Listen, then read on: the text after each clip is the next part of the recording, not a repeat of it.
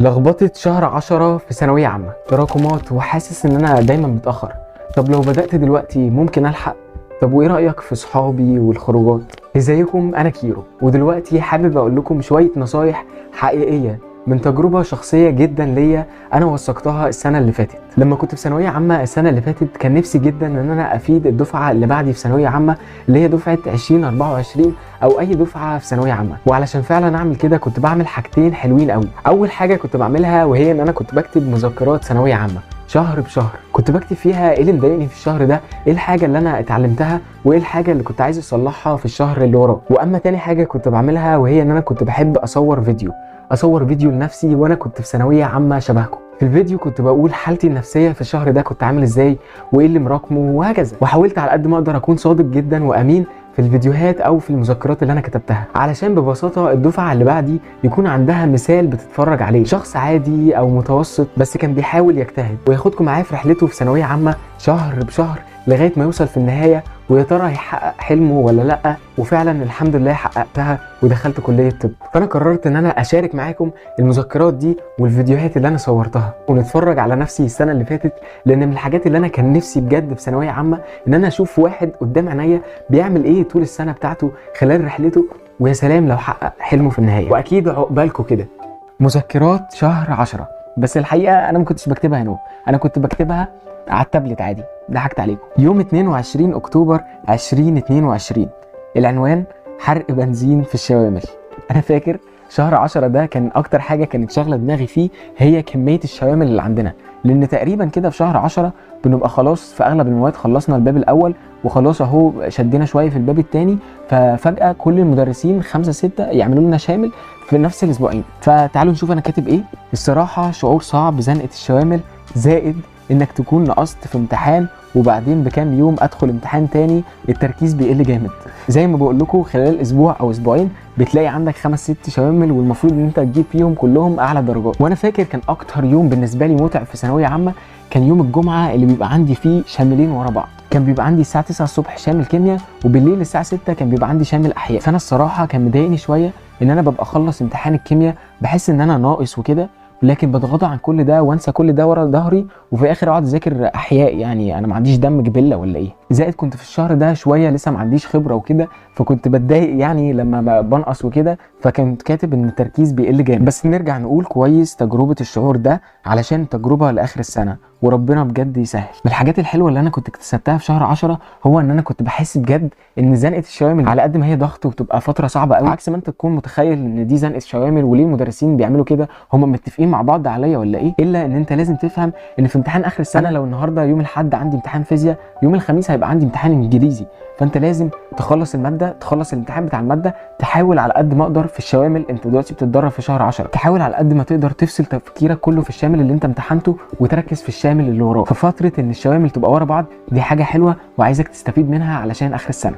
بس عايز احط لنفسي ان عمري ما تتضايق في امتحان او شامل او اي حاجه، المهم اتعلم من الغلطات واحاول اطور من نفسي. ودي من الحاجات اللي انت لازم تكتسبها في شهر 10 وتكمل معاك لطول السنه، وهي ان انت عمرك ما تتضايق من شامل انت امتحنته وجبت فيه درجه مش حلوه. ندخل بقى على يوم تاني وكان اخر شهر 10 يوم 30 اكتوبر 2022. كتب العنوان مش نازل خروجات بلا هدف تاني، وحتى كنت ملزق ايه، انا كنت ملزقها على الحيطه بتقول اني انا عامل عملا عظيما فلا اقدر ان انزل، وكاتب تحتها قاعده جديده بلاش خروجات وتضييع وقت ملوش لازمه. برضو من الحاجات اللي كانت مضايقاني شويه وكانت شاغله بالي في شهر 10 هي لما كنت بخرج مع اصحابي ونقعد نضيع وقت في حاجات ملهاش اي 60 لازمه، بالذات يعني لو في من صحابك ناس بتحبطك ارجوك بلاش تقعد معاهم كتير وتسحب نفسك منهم. وعلى فكره هيبقى احساس حلو قوي وانت بترفض ان انت تنزل مع صحابك لخروجه وهم ينزلوا يتبسطوا وانت تبقى قاعد لوحدك في البيت بتذاكر. صدقني مذاكرتك دي وتضحيتك دي هتبقى متشافه وهتبقى متشايله لك لاخر السنه. كده خلصنا المذكرات اللي انا كنت كاتبها. تعالوا بقى ندخل في التقيله وهو فيديو ثانويه عامه شهر 10.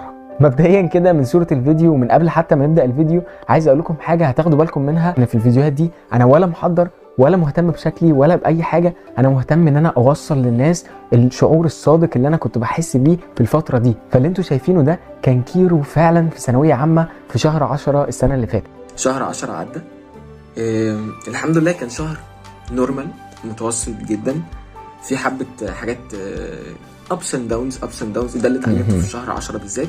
يعني مش شرط اجيب درجات عاليه قوي، مش هحرق بنزين. يعني في كام حاجه اتعلمتهم. اول حاجه مش هحرق بنزين جامد قوي في الشوامل، لان مش لازم اقفل كل شامل، مش لازم اجيب درجه عاليه جدا في كل شامل. صح. لا ساعات بتظبط ساعات لا. فالمهم ما اخدش على نفسي.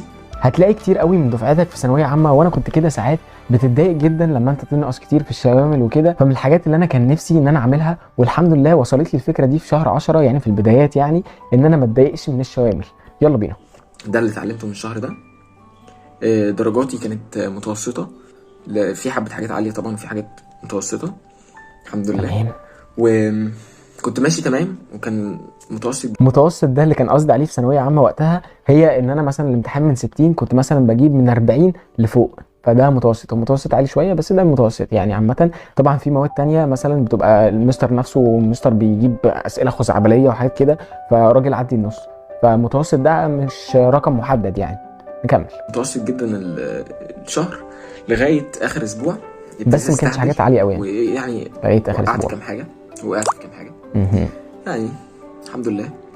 بس ما استهبلتش، ما طولتش مده الاستهبال. حاولت الحق نفسي، وكويس ان هي كانت فتره الاستهبال كانت على اواخر الشهر، فعرفت ان انا اتحمس ان انا داخل على شهر جديد وابدا جد وكده.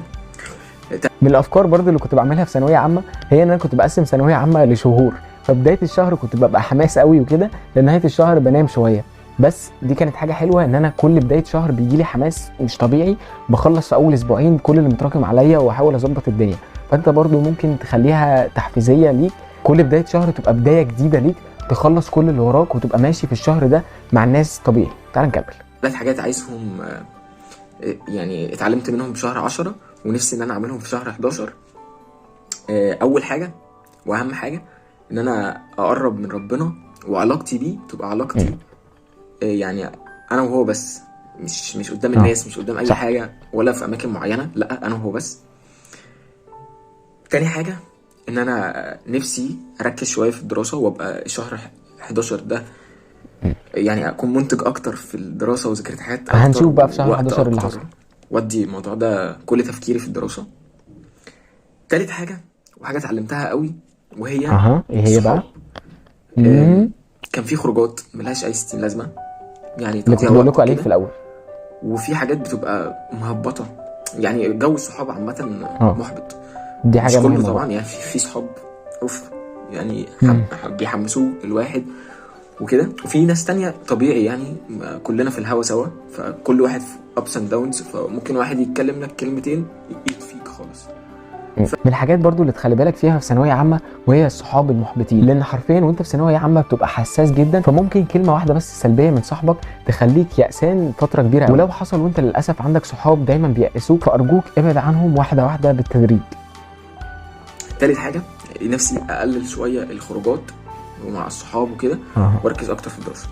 وبس كده، ده كان الفيديو اللي انا كنت مسجله لما كنت في ثانويه عامه شبهكم في شهر 10 السنه اللي فاتت. وثلاث حاجات مهمين كنت عايز اطلع بيهم في شهر 10. اول حاجه ان انا علاقتي بربنا تبقى انا وهو بس، ودي نقطه مهمه مش هتكلم عليها، فكروا فيها انتوا. تاني حاجه هي الصحاب، وان انت تختار صحابك وما تنزلش اي خروجه ملهاش لازمه، لا اقعد في البيت ذاكر، دي حاجه حلوه جدا. واخر حاجه وكانت حاجه مهمه، وهي ان انت ما تتضايقش ابدا من الشوامل، وكمان خلي عندك وعي من شهر 10 وخليه يستمر معاك للنهايه، ان زنقه الشوامل دي حاجه حلوه مش حاجه وحشه علشان اخر السنه. بس كده، يا رب الفيديو يكون حمسكم ان انتوا تذاكروا وتكونوا احسن ناس في الدنيا، واشوفكم الفيديو الجاي. ما تنسوش تعملوا طبعا اشتراك في القناه وتعملوا لايك على الفيديو، لان ده بيساعدني وبيبسطني جدا يعني وبيشجعني. اشوفكم الفيديو الجاي واشوفكم احسن ناس في الدنيا. باي باي.